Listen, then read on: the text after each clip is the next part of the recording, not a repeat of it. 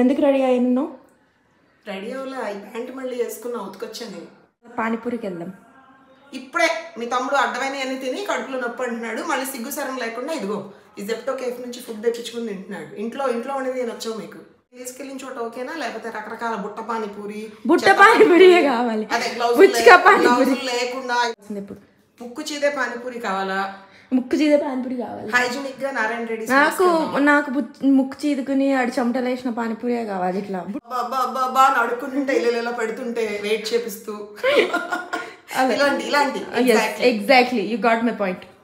Welcome to my new vlog. So ఇవాళ vlog చాలా ఆలస్యం అయిపోయిందండి. ఇప్పుడు ఈవినింగ్ 6 అవుతుంది. సో ఆల్మోస్ట్ 10 వరకు యాక్టివ్గా ఉంటాను. 6 to 10 మధ్యలో ఏదన్నా ఇంట్రెస్టింగ్గా జరిగితే తప్పకుండా చూసేసేయండి. అండ్ ఇన్ కేస్ కంటెంట్ ఏమీ లేకపోతే మార్నింగ్ నుండి జరిగినవి అన్నీ కూడా టక్టగా చెప్పేస్తాను, మీరు చక్కగా వినేసేయండి. బాయ్. సో గబగబా కిందకి వెళ్ళానండి. వెళ్ళంగానే డైనింగ్ టేబుల్ మీద జెప్టో కేఫ్ అని ఒక కవర్ దర్శనం ఇచ్చింది. తర్వాత దాని పక్కనే అబ్బో మా అమ్మ ఈ కళా పోసినప్పటి నుంచి ఒక గ్లాస్లో నీళ్ళేసి పువ్వు పెట్టింది.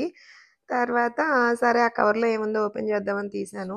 అసలు మా పిల్లలండి ఇంట్లో వండే అన్నాలు వేడివేడి కూరలు అస్సలు నచ్చవు.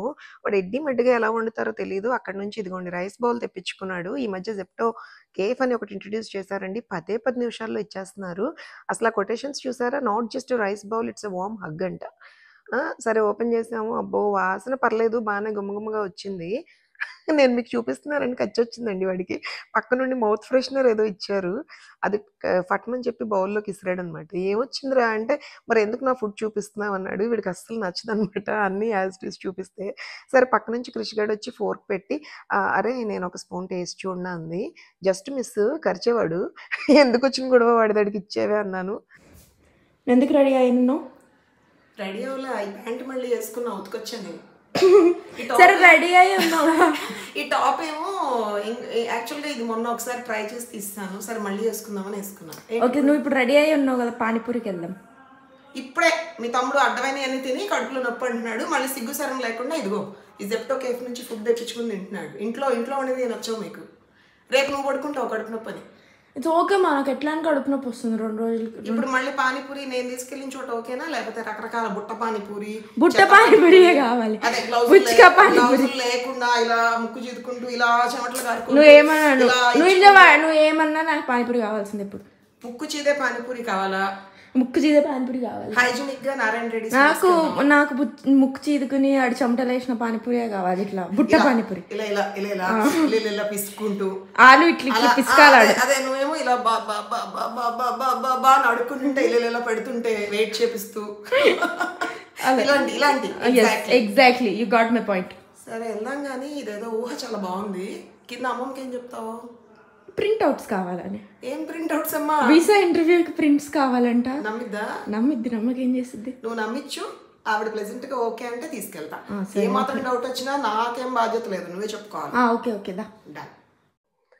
సరే మొత్తానికైతే మమ్మీని ఒప్పించామండి. ఎందుకంటే ఆవిడ అస్సలు ఊరుకోదు బయట ఫుడ్ అంటే. కానీ వచ్చిన తర్వాత మాతో పాటు బాగానే తింటుంది, అది వేరే విషయం. అయితే పార్క్లో కూర్చుని చక్కగా అమ్మలక్క ముచ్చట్లు చెప్పుకుంటున్నారు అమ్మ అత్తమ్మ. ఎంతసేపు హార్న్ వేసినా వాళ్ళకి వినిపించట్లేదు, అంత మునిగిపోయారనమాట. ఫైనల్గా అలా కారు మెల్లగా చుట్టూ తిప్పుకొచ్చి వాళ్ళ ముందు పెట్టి హార్న్ వేసాను. అప్పుడు మెల్లగా నడుస్తున్నారు. మా అమ్మ ఏజ్ అయిపోయిందని తెలుస్తుందండి వాకింగ్లో. పాపం ఇది వరకు టక్టకా నడిచేది. సరే మొత్తానికి వచ్చి కారు ఎక్కేసారనమాట. మొత్తానికైతే ఫైనల్లీ కొట్టుకుంటూ ఈ బుట్ట పానీపూరి దగ్గరికి తీసుకొచ్చిందండి.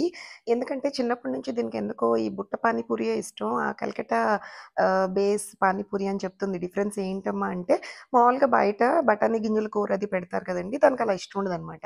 లాట్ ఆఫ్ నిమ్మరసం, చాట్ మసాలా అండ్ బంగాళదుంప గుజ్జుతోటి ఈ వాటర్ కూడా, పుదీనా వాటర్ కూడా మంచి చట్పటాగా ఉంటాయి వీళ్ళవి. సో అందరి దగ్గర ఉండవు గైస్. లైక్ ఇలా బుట్ట పెట్టి టేబుల్ అంటున్నానేంటి చిచి ఇలాంటి సైకిల్ మీద పాపం ఇట్లా బుట్ట పెట్టుకుని అమ్ముతూ ఉంటారు. ఎక్కడో రేర్గా కనిపిస్తారండి. సో కనిపించిన ప్లేస్ అండ్ లొకేషన్ గుర్తుపెట్టుకుని వెళ్తూ ఉంటాం అనమాట.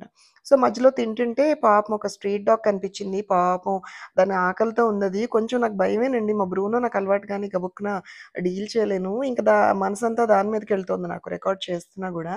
సరే మళ్ళీ వచ్చి దగ్గరికి వస్తే దానికి ఏమైనా ఫీడ్ చేద్దామని ఆగాను. ఈలోపు ఇంకా స్టార్ట్ చేసిందండి దాడి. మామూలుగా దాడనే అంటా నేను. ఎంత ఫాస్ట్గా తినేస్తుందంటే నేను క్రిష్ గాడు 4 పూరీలు తినేలోపు నేను ఒక్కటి కూడా నమలలేననమాట. ఇంక ఫైనల్లీ పాపం ఈ స్వీటీ గాడు మళ్ళీ వచ్చాడు బుజ్జిగాడు. సరే ఒక పూరి తీసుకొచ్చి తినిపించబోయాను. బ్రూనో అయితే నోటి లోపలికి చేయి పెడతాను. పక్క నుంచి అరిసింది. "ఓయ్! కరుస్తాడు" అని చెప్పి. అమ్మో! ఈ పిల్ల అసలు మామూలుగా గుండె జారిపోద్దండి నాకు ఈ పిల్ల అరుపులతోటి. సరే ఇంక మెల్లగా ఇంక భయమేసి వదిలేసాను. పాపం అది ఎంతో ముద్దుగా 2 చేతుల మధ్య పానీపూరిని పెట్టుకొని క్యూట్‌గా తినింది. బట్ ఎందుకో ఎంజాయ్ చేస్తూ తిన్నట్టు అయితే అనిపించలేదు. బట్ నా దగ్గర ఇంకా వేరే ఆప్షన్ లేదండి. సో, ఇంకా చూస్తూ నుంచునిపోయాను. సరే గబగబా ఒక ప్లేట్ లాగిచ్చింది. నాకు టెంప్టేషన్ వచ్చింది. బట్ ఈ మధ్య థ్రోట్ ఇన్ఫెక్షన్ వచ్చిన దగ్గర నుంచి బయట వాటర్, ఈ పాప్సికల్ ఐస్ క్రీమ్స్ లాంటివి కొంచెం అవాయిడ్ చేస్తున్నాను. ఎందుకొచ్చిన గొడవ ఇప్పుడిప్పుడే కాస్త గొంతు బావుందని చెప్పి వద్దన్నాను. చాలా ట్రై చేసింది తిను అని. వద్దని but finally masala puri order చేశాను. అదైతే వాటర్ లేకుండా ఇస్తాడు. బట్ ఆ పానీపూరి క్రేవింగ్ కూడా పోతుందని. సరే గబగబా ఉన్నటువంటి పిల్ల మాయం. చూస్తే దూరంగా అదిగో పక్కన షట్టర్‌లోకెళ్ళింది. మంచినీళ్ళు తెచ్చుకోవడానికి ఎళ్ళిందేమో నోరు మండి అనుకున్నాను. ఎంతసేపటికి రాదు. ఈలోపేమో వేరే అబ్బాయిలంతా అలా ఎక్కేస్తున్నారు స్టోరు. అసలే దీని సైజ్‌కి ఇది నాకు కనిపించదు. నాకేమో టెన్షను. అయినా గట్టి పిల్లలే అండి. 4 కుమ్మి మరీ బయటకొచ్చే రకం ఇది. నాకేం భయం లేదు.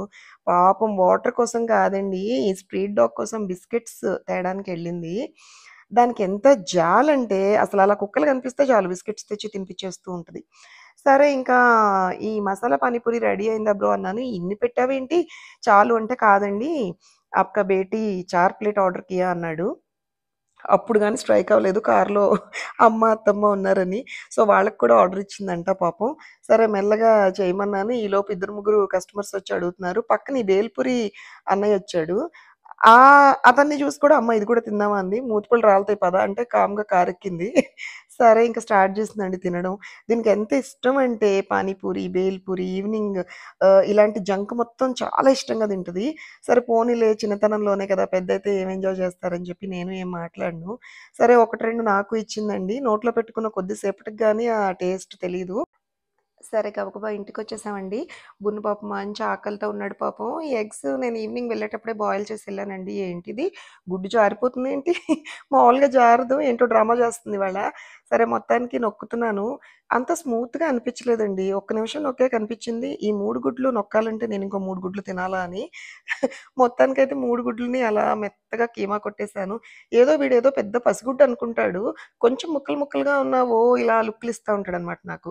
మెత్తగా కొట్టలేదేంటి? ఏంటి బద్ధకమా అన్నట్టు అప్పుడప్పుడు కౌశిక్ అడుగుతాడు. "ఏంటి మమ్మీ ఏంటి అలా వండావేంటి?" అని జెప్పి. సేమ్ వాడడిగినట్టే ఉంటుంది వీడు నన్ను జూస్తుంటే. మొత్తానికైతే మెదిపేసానండి. ఈ మధ్య బ్రూనో గాడు ఇంకొక కొత్త నాటకం మొదలెట్టాడండి. ఏంటంటే, అన్నం కొంచెం వేడి తగ్గితే తినట్లేదు. ఇదెక్కడ మేళం? ఇంట్లో మామూలుగా మేమేమో మార్నింగ్ మిగిలిన అన్నమైనా తినేస్తాం కామ్‌గా.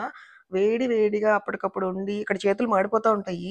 అయినా సరే పాపం ఇష్టంగా తింటున్నాడు కదా! అని జెప్పి, ఇంకా ఖచ్చితంగా వాడి కోసం స్పెషల్‌గా ఒక చిన్న గ్లాస్ అయినా సరే వండి, వేడి అన్నమే కలిపి ఒక్క స్పూన్ నెయ్యేస్తే గాని తినడండి.